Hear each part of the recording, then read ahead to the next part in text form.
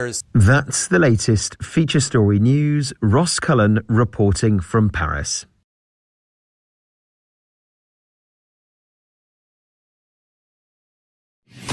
From the studios of Extreme Sports in Hastings, Nebraska, we present Huddle Up, a great way to start your day with all the news, weather, and sports you need, interesting interviews, and friendly conversation from two guys that go together like Scooby and Shaggy. Mike Will and Tyson Havronic.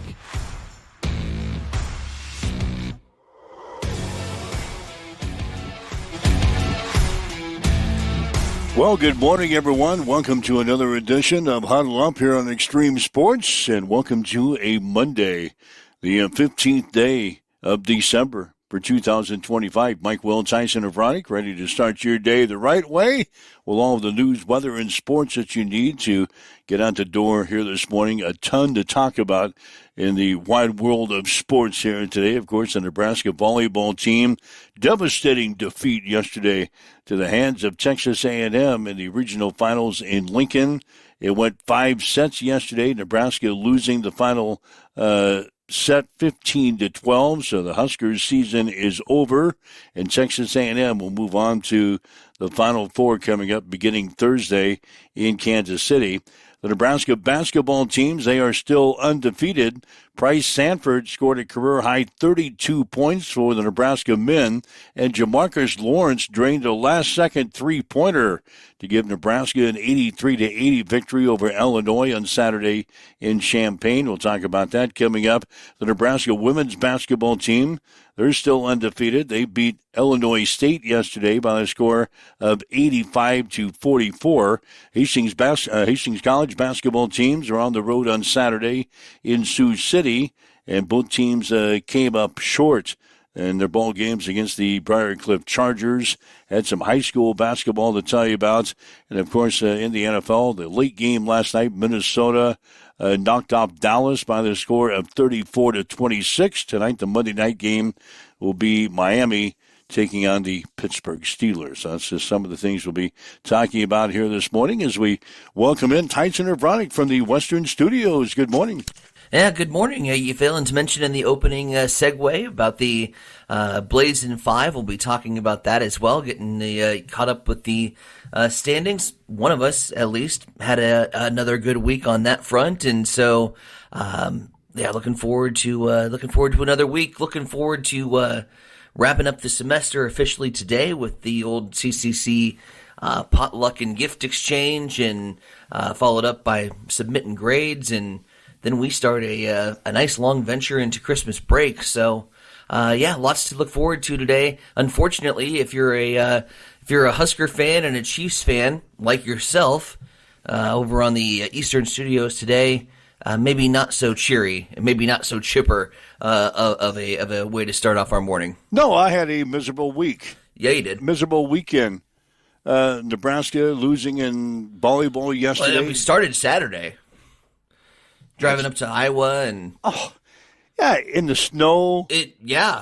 I got up there, and in Sioux City, there was like 7 inches of snow on the ground when I got in there late Saturday morning. I mean, the snow plows were out. Everybody was out clearing their lots like when you get a normal 7-inch snow. Everybody's out there. Snow blowers are out.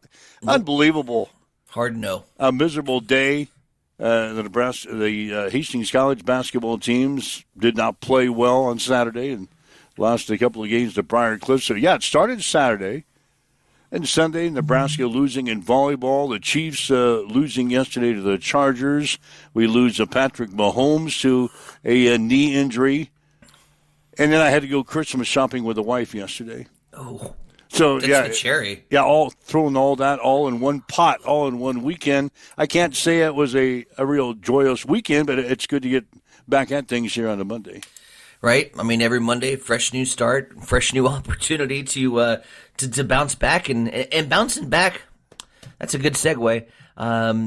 That's what you've been trying to do in the Blazing Five, but it's getting tougher and tougher. Yeah, let's just start there. Each week. Let's just start there. Congratulations, my man, on another nice week for you. Ho hum. 4-1. Yeah, we'll go ahead and put the picks up. The people that are watching us with the video stream, well, let's go ahead and put the picks up. You go 4-1 once again. Your only loss was the Titans and the 49ers. Your underplay there. Yeah, that was a shootout. That was an oopsie. That was, well, you Titans and the 49ers you had going under. Obviously, they went over. Everything else, locked it in. Locked it in. Although you misspelled Packers when you put them in. Oh, did I really? System. Yeah, that's great. Yeah, you misspelled Packers when you put them into the system. Other than that, you were perfect. The Bears winners. Your Arizona Texans, it went over. The Bills winning yesterday, and the Packers and Broncos were the overs. As you see on my ledger over here, I got Army to come through. Starting off with Army, and then I thought the game would be a little more higher scoring than it really was. So it was not. It was not. It was the unders play. But I did hit the bowl game with Washington over Boise. You're sitting pretty going into Sunday. Yeah, I was sitting at 2-1 going into Sunday. And then I took the Chiefs yesterday, and then I took Dallas last night. So those two are losers. So I officially finished 2-3.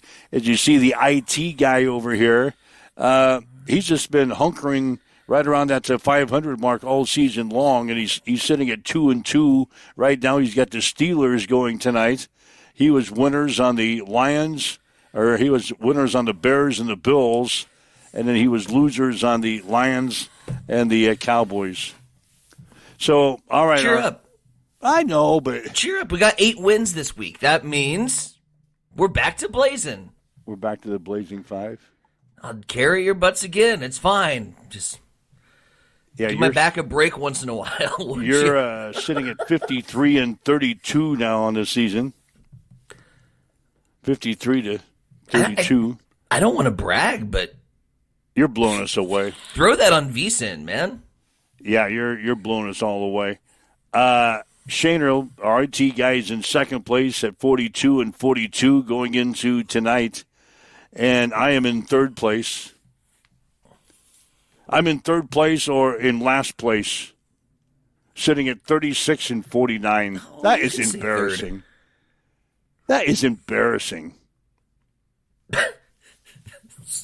36 wins and 49 losses.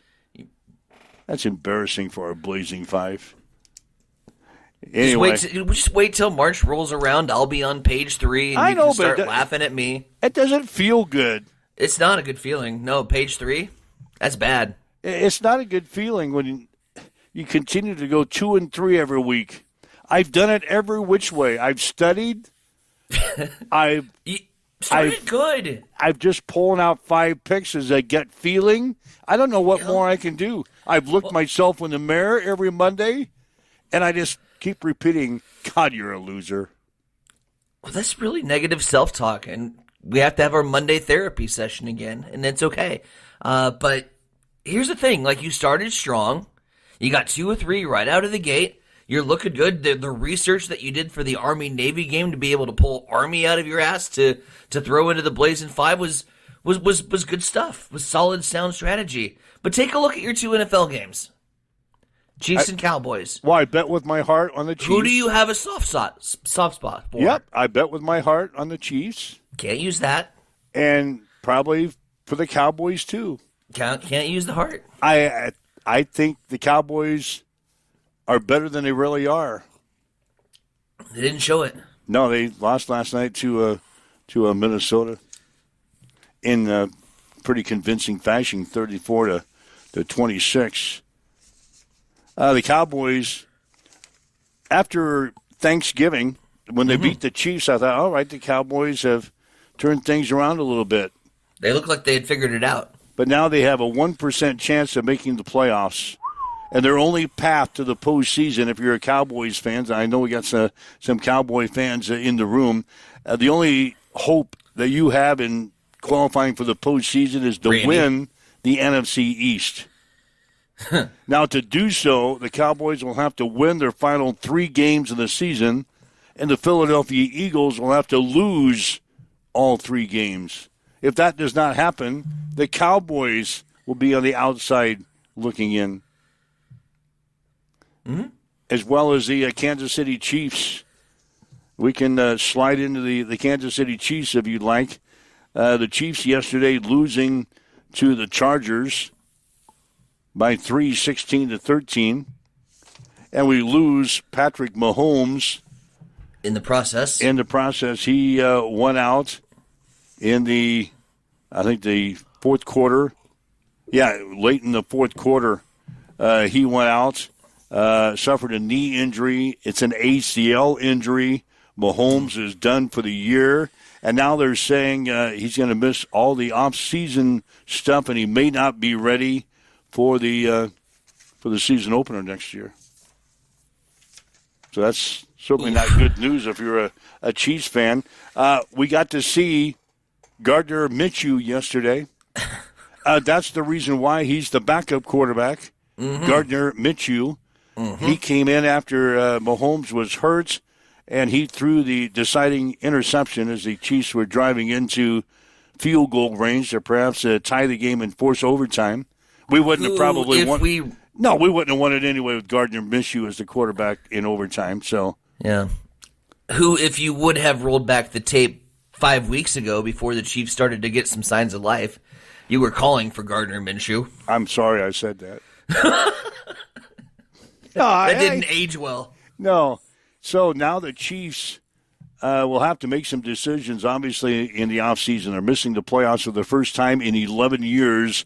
They've got some decisions to make. Obviously. Like some of the big names, right? Yeah. Well, number one, if Mahomes is not ready to go to start the season next year, you better be looking at a quarterback, because Gardner Minshew is not our answer to start this season with and to lead this team through the off-season workouts. Number one, we probably have to look for maybe a veteran quarterback to take the team for a while. Finishing third in the conference, you're going to get a third-place schedule next year, so the schedule should be easier. And the Chiefs won't have to be picking toward the tail end of the draft this year, so we'll be – you look at the bright side, we're going to be moving up in the draft and maybe get some help in the upper part of the draft. But, yeah, we have some issues. We have the offensive line that has stunk most of the year. Our offense has become predictable. I think teams are starting to figure out how to beat Kansas City. Matt Nagy, his future as the offensive coordinator, probably in question. Spags as the defensive coordinator. Is his future in question at Kansas City? There's a lot of questions. And now that is complicated by Mahomes going down yesterday. So that's a take there. And a little while later, Green Bay had a serious injuries as well. Their pass rusher, Michael Parsons, who they got in that trade with Dallas, he suffered a torn ACL in the ball game against the Denver Broncos. So he's going to be on the shelf for the rest of the season and perhaps at the beginning of next year. And then in the same quarter, Green Bay's wide receiver, Christian Watson, probably the team's most explosive offensive player, suffered a chest injury, and he left the game. He was actually taken to a hospital for further evaluation and then eventually traveled back with the team back home. But, some big injuries around the NFL yesterday. Patrick Mahomes, Michael Parsons, Christian Watson all going down for their respective teams in NFL action yesterday. So, circling back to Kansas City. Yeah. As the fan and now going to give you the imaginary ownership powers for Kansas City, what's your first move on Monday? Like today? Like, what's your first play today? We still have a couple of games to play. Do you start making moves now? You're mathematically eliminated from the playoffs, and you want to rebuild as quickly as possible? No, I don't think we make any moves yet. Everything's just gonna play out for the season. Just have this be a lame, you're right, worthless 2 weeks. Yeah, do you start making moves now? I do. Do you? I mean, if I'm in your shoes in that front office, I'm at least outlining the order of operations to take for the off season. One is you're going to have to rebuild some entire rooms. Of players. I think you start with the line play and the trenches, offensive line, defensive line. It's been an issue. It's been an issue since the Super Bowl. It didn't get solved. So you're having a good hard look at who's in charge of those positions, and you're having a good hard look at who's potentially out there to go get. Again, I think offensive and defensive line especially. Those are positions that you want to pick up in free agency. You want to sit and wait for to see who's start making some calls at least. Yeah, you're going to be making some phone calls and gauging some interest. You got to look at your coaches. I think you're right. I think you Defensive line, offensive coordinator, defensive coordinator. It all starts there. You think it's a whole retooling by the Andy Reid. end? Andy Reid, what's he going to do? You can't get rid of Andy Reid. I know, but maybe he's going to retire. Could. Yeah, maybe this is all she wrote for that. Writing's kind of on the wall in terms of, do you want to go through a rebuild again, I guess, if you're Andy Reid? Yeah. Or do you want to ride out with the rest of the crew? Travis Kelce. Don't be surprised that he retires. So, yeah, there's a lot of question marks surrounding the Kansas City Chiefs. I wouldn't want to be in their shoes right now. Or does this team collectively have like one of those meetings and say, that's not how this team wants to go out, that's not how this dynasty wants to fade? They've been doing that for the last couple of weeks, though. They've been holding these little meetings, and people are not talking to the media, and people are griping all over the place. It's over. It's over. Oof. We're not in the playoffs for the first time in 11 years. Nope. Move on. We've got to get better. So I think you're right. Maybe they start retooling beginning today. Don't be Obviously, surprised. the health of Patrick Mahomes is your biggest concern. Might want to check in with Patrick, see how he's doing today. Right. He's going to be undergoing surgery sometime this week, you would imagine.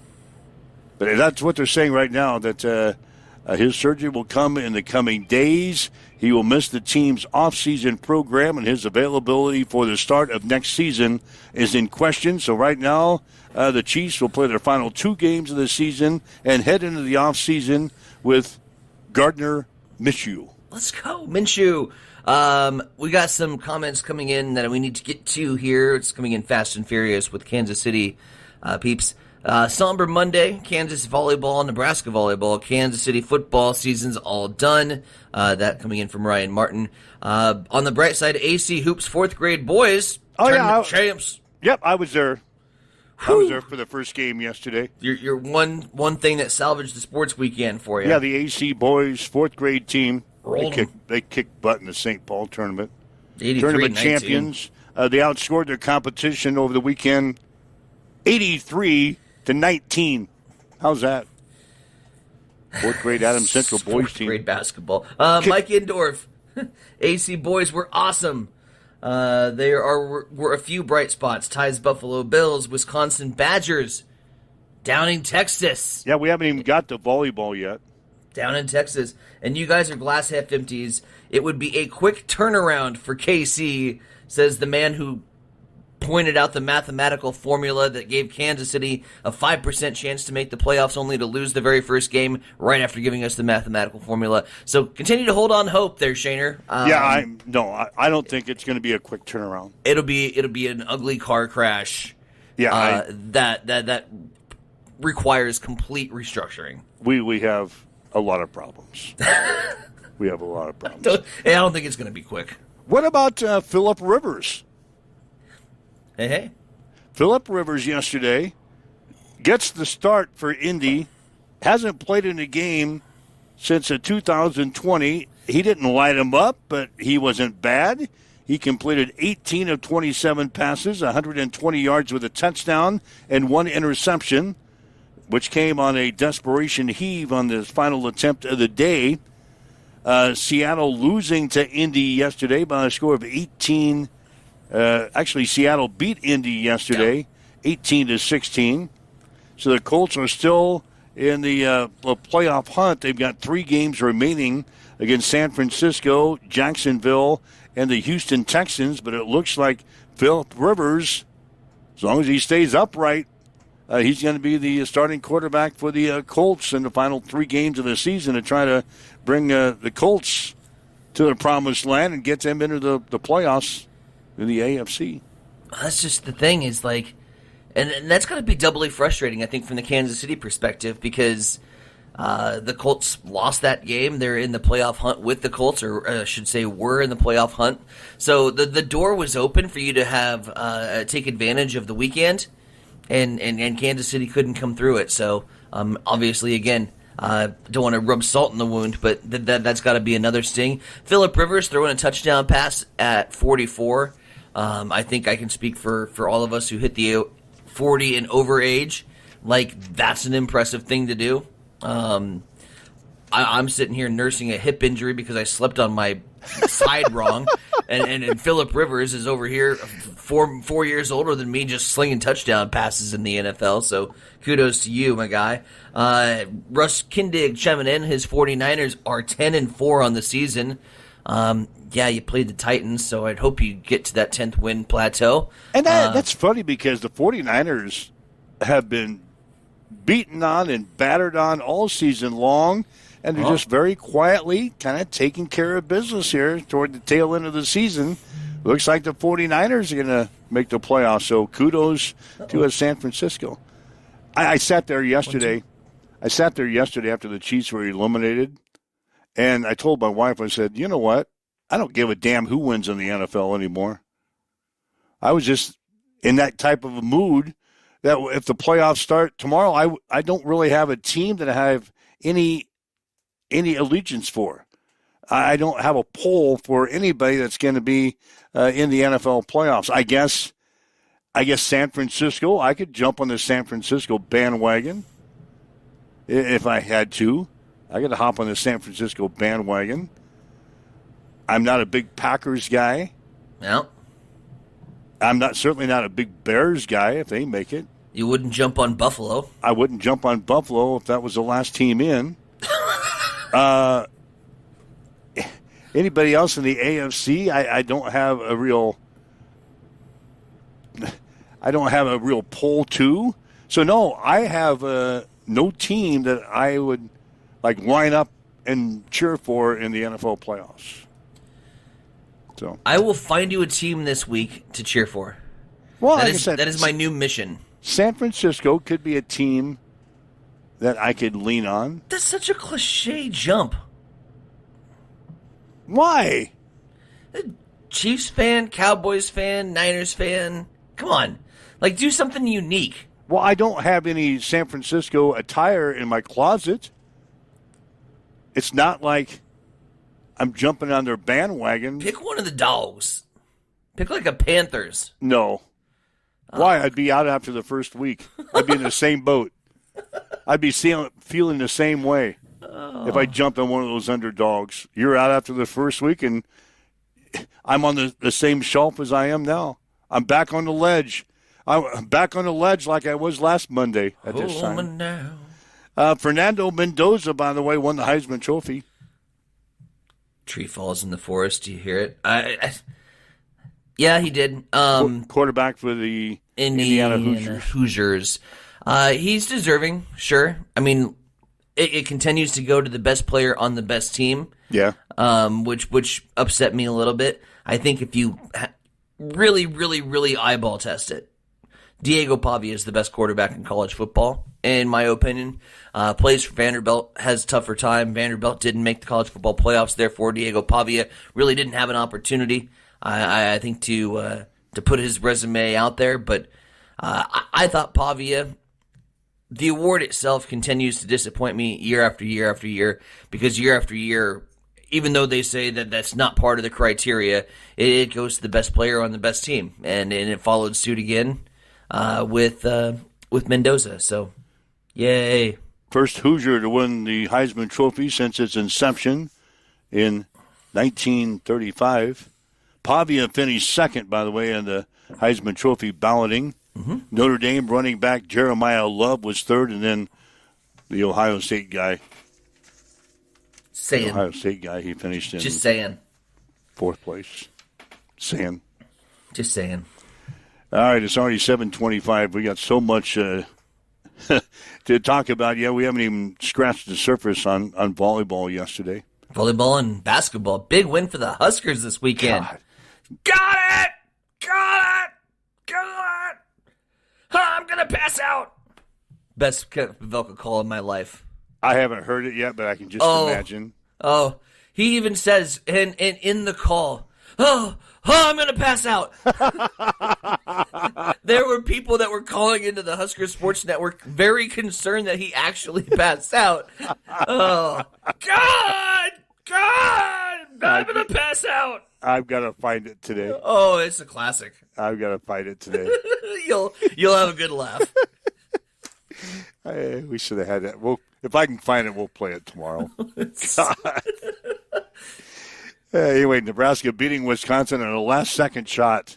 Illinois. Or not Wisconsin, Illinois. Yep. Beat Illinois in a last-second shot on Saturday. Huskers off to their best start in the program's history, now to 11-0.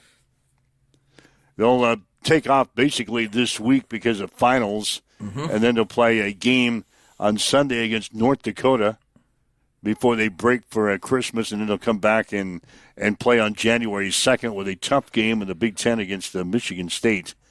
The Nebraska women, they're still undefeated as they picked up a win yesterday over Illinois State.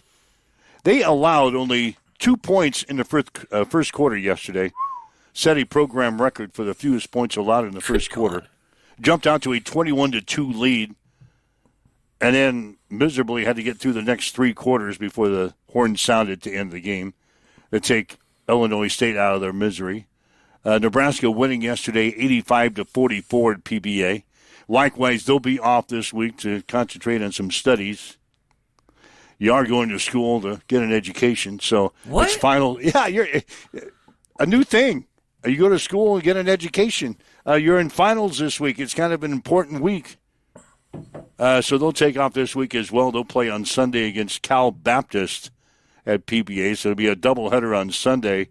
Cal Baptist and the Nebraska women at 11. And the Nebraska men will take on North Dakota at night. So that's what's going on with Nebraska basketball. Get you some more details here shortly.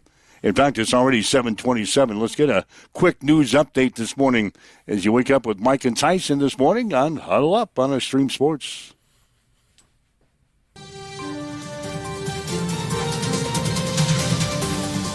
It's time for a morning news update on Extreme Sports.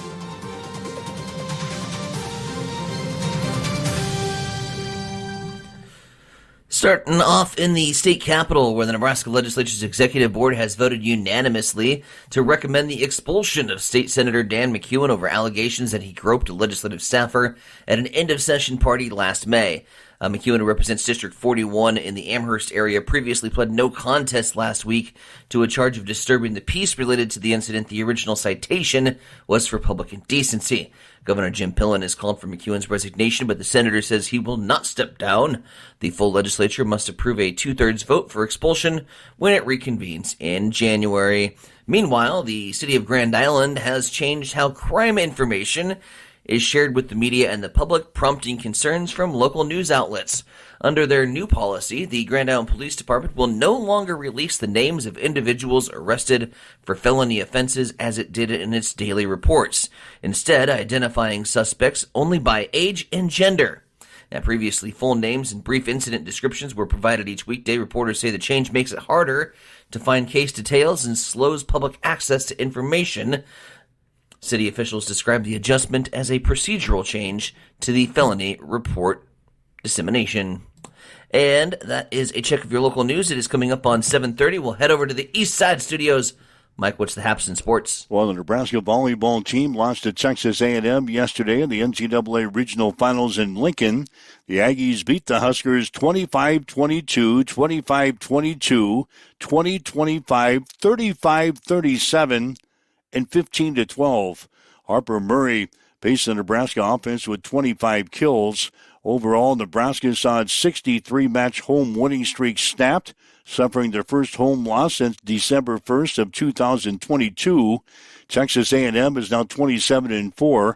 They'll play Pittsburgh on Thursday in the national semifinals in Kansas City. First serve will be at 5:30.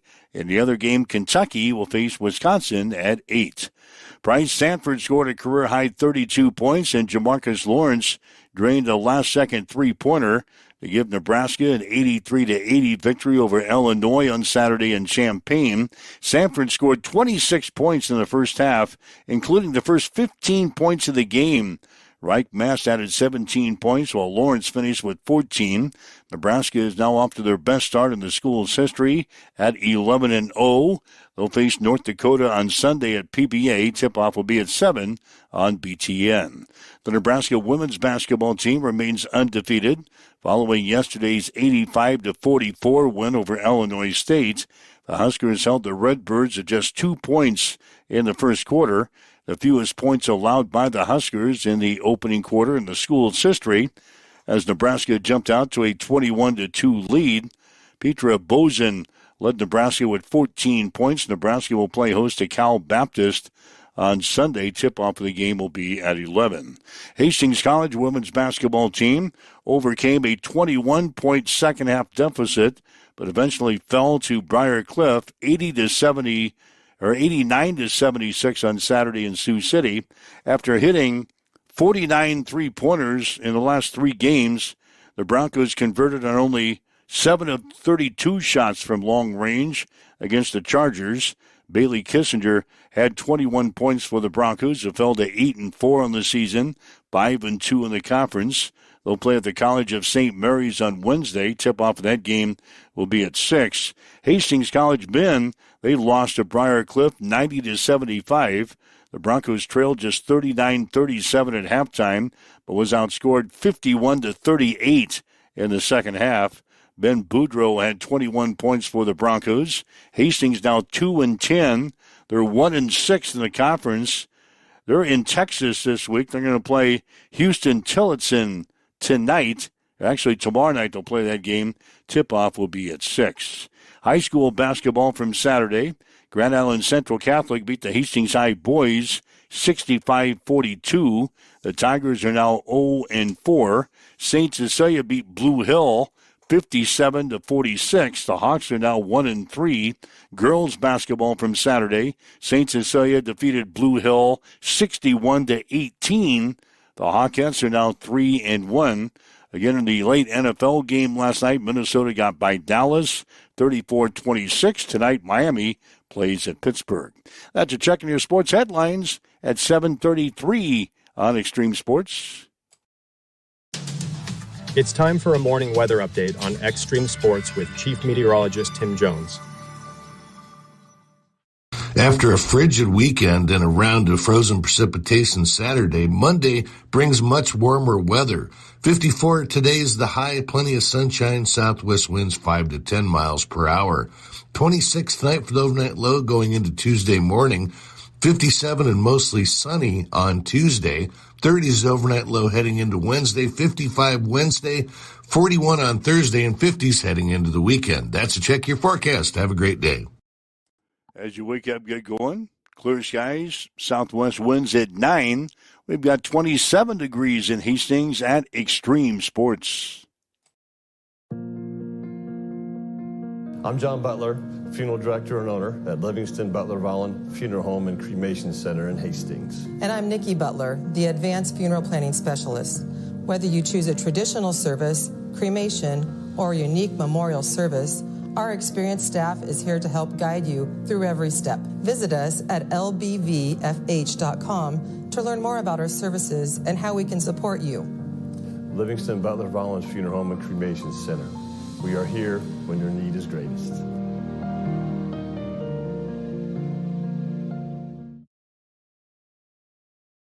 Hamilton has been providing IT solutions for businesses across the state of Nebraska for more than 3 decades.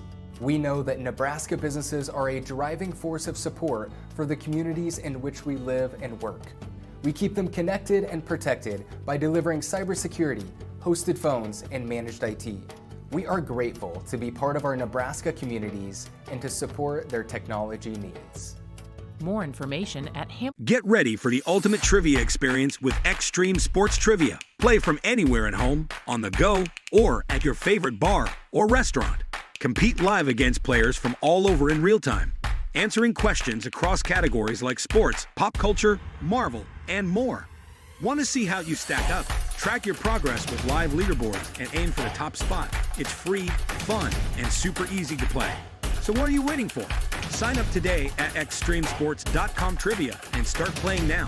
And keep an eye out. We're coming soon to a bar or restaurant near you. All right, Mike Valentine, Center Bronick with you. It's a Huddle Up on Extreme Sports for this Monday. A couple other notes we'll get to here. The bowl season got underway. The also-rans, the bowl season, participation trophies and ribbons given out to Washington. The Huskies beat Boise State over the weekend in the L.A. Bowl, final of 38-10.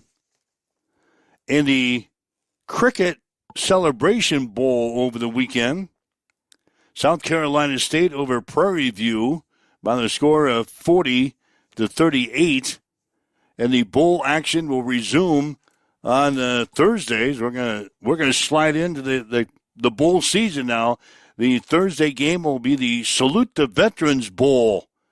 That will pit Troy up against Jacksonville State. So you excited that the college football bowl season is here? Nope. Well, it could be part of our Blazing Five this weekend. It could be. Throw some bowl games in there. Let me check and see if there's any bowl game. Oh, yeah. Oh, yeah, there's all kinds of bowls this weekend. The bowl season is going to be part of our Blazing Five this week. Mm-hmm. You're going to have, you'll have a bunch of them this weekend. Yeah, there's going to be a major part of our Blazing Five, so you better be excited. How do you... Washington wins, and South Carolina State wins over the weekend. I'm going to say this. I mean, for our betting contingency out there, betting bowl games is like betting NFL preseason games. Yeah, it's tough. You don't know. You don't know who's wants to be there. You don't know who wants to win. You don't know at what point the coach is going to say, hey, let's check out our freshman quarterback in the middle of the third quarter and see what we've got for next year. It's very much like betting a preseason football game. I would say it's harder to hit bowl games than it is to win regular season. Yeah. Which does not bode well for me because I'm at 36-49 on the season. And this is when you're hitting your turnaround. Yeah, now you're going to tell me that's going to get even harder to predict games for the bowl season, and I'm 13 games below the 500 mark? You're telling me it's going to be even tougher? This is where, I say that. You'll probably slide in and go 5-0 in bowl games and be like that person that's playing Keno for the very first time that's in front of you that locks you out of a game and then ends up winning $250,000 cash. Let's dive into Huskers, shall we? Oh, we're going to do that first? You want to do that first? You got a baseball note I want to pass along. All right, we'll get to that. Before I forget it. Another Adams Central Patriot baseball kid is going to move on and play college ball at Iowa Lakes Community College. Nick Musel of Adams Central has announced his intentions to head to Iowa Lakes Community College. Musel led the team last year in batting average with a .392 average. Also led the Patriots in doubles. He stole 12 bases during the year, made 8 appearances on the mound, had a 2-1 record with a 2.57 earned run average. So Nick Musel is going to move on and play. Yeah, congratulations to him and Adams Central baseball coach Tim Stroman has joined in on the live lobby saying that the bowl games are going to help you. But yeah, good kid, good program kid, and just a hard worker, and going to be playing ball at the next level. And I think that's the goal of any high school coach is not only to have some success at the state level and play competitive ball, but also take their kids and put them in the best positions to be successful, not only in the sport collegiately, but also just to be successful in life. And I think that those missions and those goals are being accomplished with that coaching staff and that program. So yeah, congratulations to Nick as he gets set to play ball over in Iowa. Nebraska volleyball team losing to Texas A&M yesterday in the NCAA regional finals in Lincoln. Even as a casual volleyball fan, I was fully entrenched in the game yesterday. 25-22, 25-22 in the first two sets. The Aggies beat Nebraska. Huskers' season was on the line. They came back, picked up a 25-20 win in game 3 or match 3, set 3. Then probably the best volleyball. That's epic. Yeah, 37-35. Nebraska wins in game 4 before losing 15-12 in the final set. But yeah, that was probably the greatest volleyball match you're going to see in quite some time. And I watched it. We came up on the short end of things. Oh yeah, I watched it from the my phone in the dressing room of the Hastings Community Theater as I was sitting, and the time was ticking. Like, I got my call to place because my scene was coming up, and they're like, call to place, Ty, and I'm like, it's 35-35. Like, yeah. We're gonna have to. I'm like, you're gonna have to tell them to slow down a little bit because I ain't getting on stage yet. Was finished off the fourth set, 37-35, and I'm like, okay, I got time to go do my scene, rush off stage, and catch the fifth. Got back, and it was like 3-3 at the time in the fifth, and then obviously we know what happened. Like you said, if you were a neutral volleyball fan, that doesn't follow it. Yeah, it doesn't follow it every single game of the year, but knows what's going on. Yeah, if you're like just a neutral want to watch good volleyball, what you saw Sunday afternoon might have been the best game of the year. Yeah. From the Husker perspective, yeah, it stings. It sucks. This was a team, and we're going to hear about it here in just a second, but this was a team that was constructed to win national championship and play national championship caliber volleyball, and getting out in the Elite Eight sucks. That's not the way you want your undefeated season to come to a close. But somebody's got to do it, and we'll probably hear in the post-game comments something similar to got to give Texas A&M a lot of credit. They were the team that came out swinging. They were aggressive in the first two sets, and they took the fight straight to Nebraska. They didn't care about that unblemished record. They didn't care about all of the Player of the Year semifinalists and finalists and award winners. None of that mattered. They went to Lincoln and they took the fight to us. So you got to tip your cap. And they were the better team at the end of the day. I'm proud of the way we fought. I love those girls. They were special. But sometimes in life, you got to be able to take a loss, and that's kind of where we're at. And we have to just accept the fact that we weren't at our best. We weren't at our very best yesterday. And they didn't care about our 63-game they did not home court winning streak either. Anyway, post match comments from Husker head coach Danny Busboom Kelly.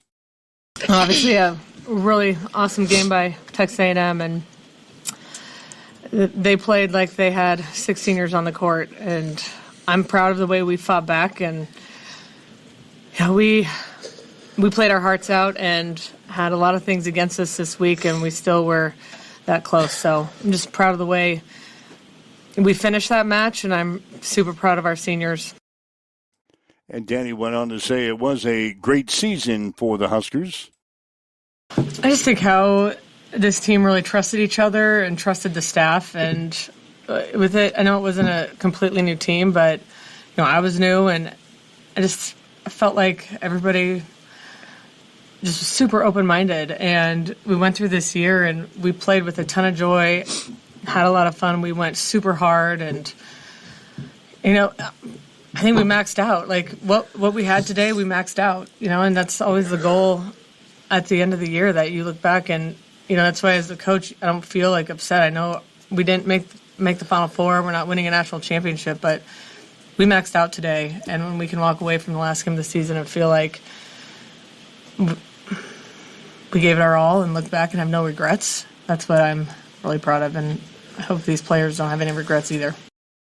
And DBK says Texas A&M took Nebraska out of their game in the match yesterday. You know, I thought we needed to be a little more patient on our attack, and then that started to work. And luckily, I thought our passing totally snapped out of it, which was good, and so that didn't really affect the outcome of the game. But they're a great serving team, and when you have a great server that can go on a run, that can be a difference maker. But, you know, those middles they're physical, and they read really well, and I just thought they did a great job. Meanwhile, Harper Murray also chimed in, talked about that fourth set victory, 37-35 by the Huskers.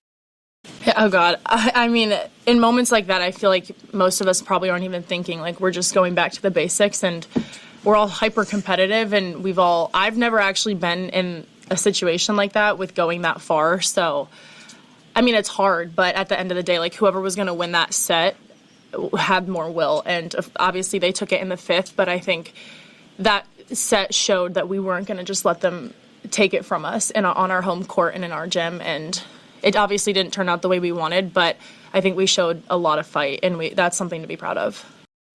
And Harper Murray says the atmosphere at the Bob was awesome.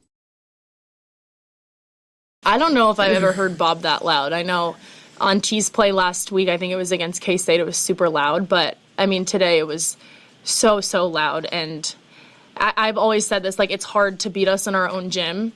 And they found a way to do that. But I don't think we could get a lot of momentum going. And that really hurt us in the end. But, I mean, we're always grateful to be here. We're always grateful that we get to host, that we get to play in Bob throughout the season. And we're excited to be back next year. And Jamie Morrison, he's the head coach at Texas A&M, obviously ecstatic with the win yesterday. I'm proud of these young women. I had a moment afterwards when I got really emotional just because of the amount of work that goes in, and it's not just the 30 people that you see here. It's not just the players. It's not just the staff. It's a lot of work put in by a lot of people. But to these young women, the amount of resilience, grit that they showed in that first set, and then to come back in that fifth, and I got to tip my cap to Nebraska, and I'm looking forward to going back and watching that match because I think it might have been one of the most entertaining matches in the history of the sport. But I'm just beyond proud, and I had a moment afterwards, too. I think I was so lost in the moment that about 6 minutes afterwards, I had a realization that we're going to Kansas City to play in the Final Four. And that's something we had talked about last season that was possible, and here we are. Yeah, so it'll be Texas A&M taking on Pittsburgh on Thursday in the first semifinal game in Kansas City. The second one will feature Kentucky up against Wisconsin. That gets underway at 8 o'clock. So a couple of surprises in volleyball yesterday. Nebraska going down and Texas going down in the same game. So it's a Final Four that not a lot of people probably predicted, as a couple of upsets occurred during the regional championship games yesterday. Yeah, safe to say, I think a lot of people that had their volleyball brackets filled out were busted. I know I saw a lot of Nebraska-Texas in the national championship is certainly a possibility.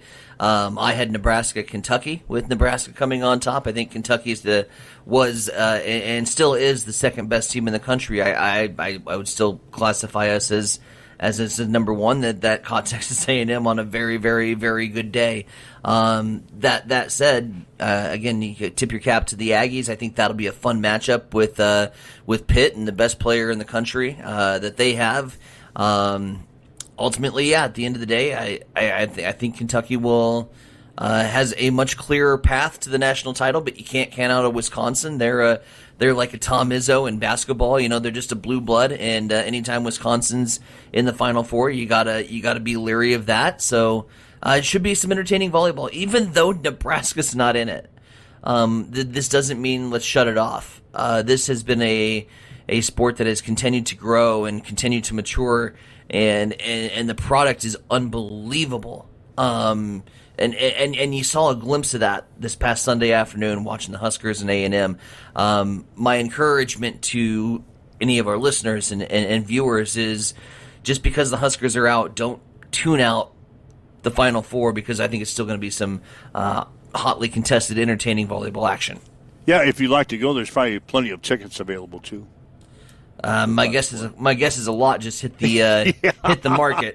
So that's what's going on in volleyball. Not that the volleyball season is over. You better jump on board the Husker bandwagon for basketball. The Nebraska men, they're now 11-0 in the season. That's the best start in the school's history. They beat Illinois 83-80 on Saturday on a last-second shot by Jamarcus Lawrence. Husker head coach Fred Hoiberg. I thought our guys, their energy, their effort out of the gate was where we needed it. We did a really solid job early against what I think is as physical a team as any in our league. And they had one offensive rebound in that first media timeout. And obviously they beat us up that last 7-8 minutes, and that's what got them back to even at the break. And, we challenged them at halftime. And, I thought our guys responded beautifully coming out of the locker room and got the lead back and ended up getting momentum and then just continued to withstand runs. And, we could not shut them off in the second half. Stojakovic was unbelievable getting to the rim, running ISOs for him. Baseline out of bounds. I was hoping we wouldn't have many more of those because he was scoring it every time. But then we found a way to get a couple big stops. And, we never panicked. And that's a credit to our guys for the first time for us playing on the road in a hostile environment. This is one of the great crowds in the country. And they were into it big time. Brad Underwood is as good a coach as any in the country. And our guys just kept going. And they showed great resiliency. They never, they never had their heads down in huddles. They had great body language. And, we just kept going out there. But, to play in this type of environment for the first time and withstand all the runs that they threw at us and find a way for Jamarcus. Last play, Robin, we drew up, it was either Sam or Jamarcus, whoever Boswell wasn't guarding. And I thought Sam made a good decision on it. He had a choice going off either side on a little bit of a ghost action. Got into the paint. I thought he made a nice spray out. And then Jamarcus rose up, obviously, hit the biggest shot of the year for our team. And the coach says the Huskers overcame the physical play of Illinois in that first half. Listen, we had 4 guys on the bench with 2 fouls, and they took advantage of it. And, listen, we knew they wouldn't quit. That's Brad's teams. They're tougher than nails. They just, they find a way to keep throwing punches and body blows, and they did that, and that's what got them back into it. But I just thought they overwhelmed us from a physicality standpoint those last, 6 minutes of the half. And they had 14 second chance points in the first half. They had 5 in the second. Now, part of that was they shot 58%, so there wasn't a lot of second chance opportunities. But they continue to fight. And this is a really good team. This team's picked by a lot of people to be in it in the Final Four for a reason.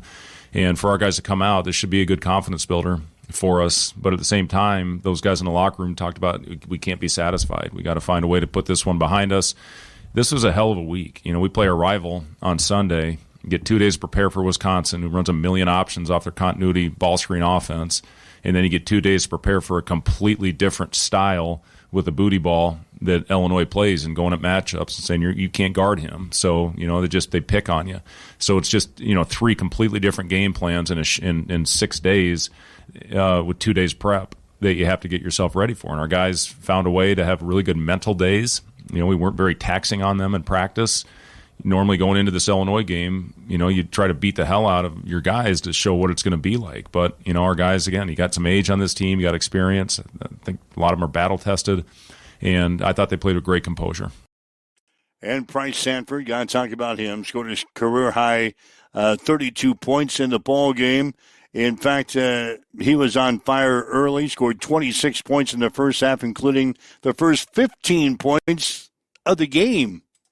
The thing I think our offense, what our guys have done a really good job of is taking what the defense gives us. They made a change. They put Boswell on him, and with his physicality, Price wasn't getting the same looks as he did in the first half, and they were really switching out to him and taking away lanes. I thought we did a good job flashing into the middle, and I thought when we had a switch and an advantage, we drove it in there to make a play, not necessarily drive it in to score it.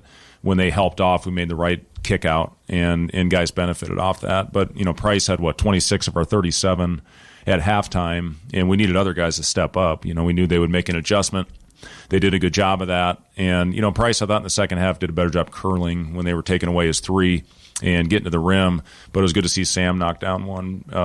See, again, Jared give us a huge stretch and 4 key baskets for us. And, Jamarcus obviously hitting a couple out there as well. So, when teams, take away your number one option, you just got to take what the defense gives us. I thought our movement was good. You look at our assist to turnover, 20-6. That's a great sign. That's a winning formula on the road when you can take care of the ball like that.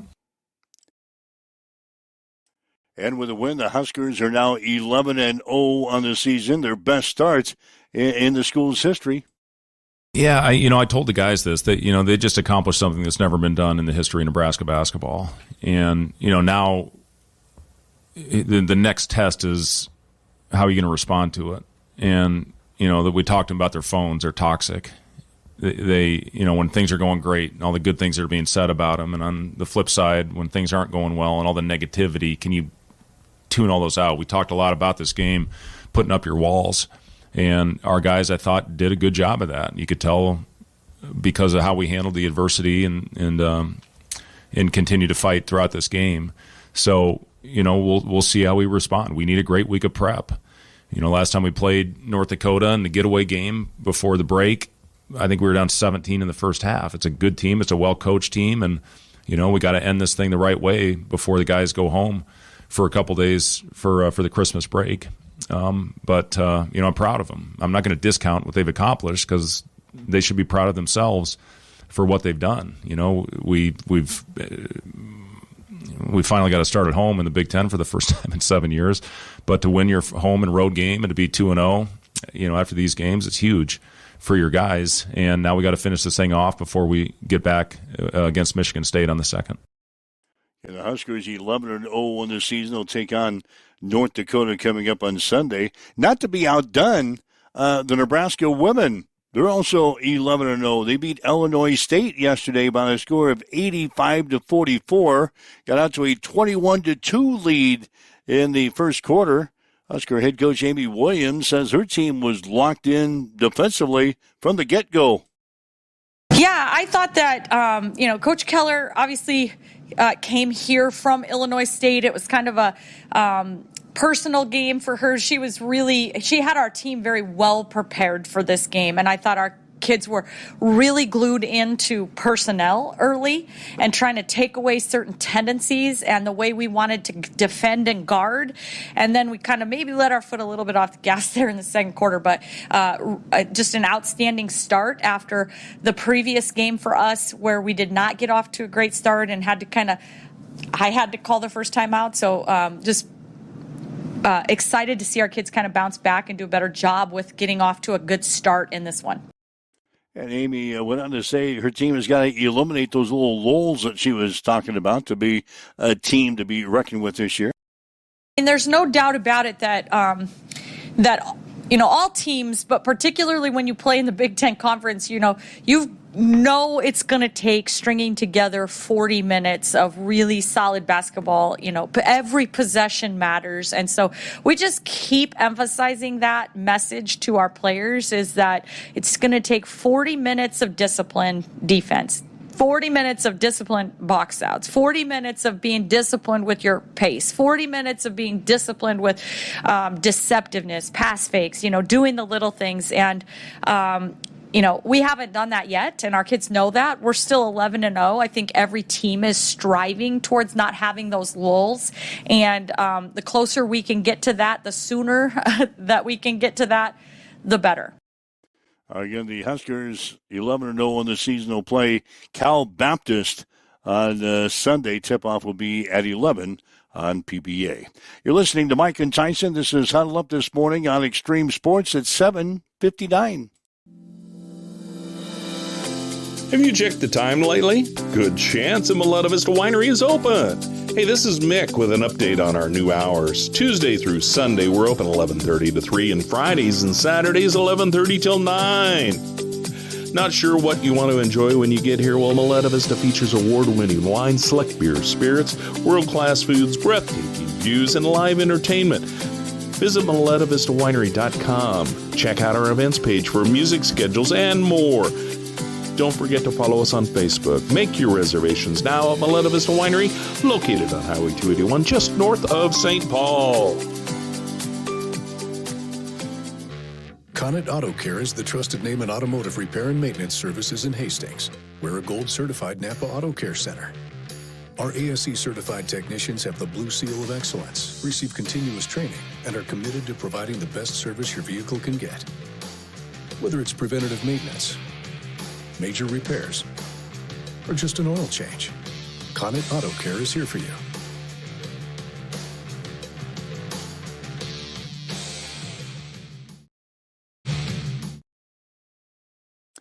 Mike Will, Giants Center Bronick with you. It's a Huddle Up on Extreme Sports for this Monday. As far as our coverage this week, we're going to have more high school basketball for you. All gets underway tomorrow night.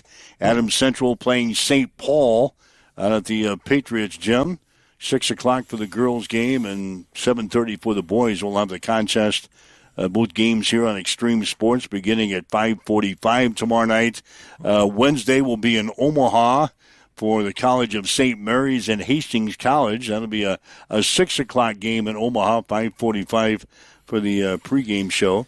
We'll have action again on Friday and Saturday here on Extreme Sports. The Hastings College men, by the way, they're in Texas this weekend. Got on a plane and flew to Texas early Sunday morning. They've got a game against Houston Tillotson coming up tomorrow night. Tip-off will be at 6, and then they'll play another game later on in the week. But they'll play Houston Tillotson in Texas tomorrow night beginning at 6. They got home from Sioux City on Saturday night. Straight to the airport? 5 o'clock, 5 a.m. Oh. On Sunday morning, they had to get on the plane in Grand Island. Gross. Head to Texas. So maybe they can find some magic down there in Texas and bring it back for the second half of the season. Hastings sitting at 2-10 on the season. Yeah. All right, so you got your final day of the first semester? Going to be putting in grades today. Last opportunity. Get your late assignments in. I don't have any students that are chiming in on the live lobby, but at the same time, it's like I set a deadline, hard 5 p.m. on Friday, that I would be grading on Monday morning. So, yeah, they have until I get to my desk and start entering in grades to submit whatever late work they have. So had a good group, though. You have a little Christmas get-together today? Yeah, we do a little Christmas get-together, and then a white elephant type deal? A white elephant gift exchange where you can steal the gifts. Yeah. Our theme this year was local, so we had to find something at a local establishment. I kind of had the inside track to some things that adults like in downtown Hastings for gift card purposes. So oh, yeah. I had a pretty easy slam dunk. All right, well, everybody likes beer, so yeah, that should be pretty easy for the white elephant. Yeah, gift exchanges coming up with something from Hastings. Anyways, so listen to this. Except for Sam out into the timeline. 5 seconds to go. Sam drives the ball, kicks it. It is Lawrence, puts it up. God! 2 seconds to go. Inbounds play. I'm going to pass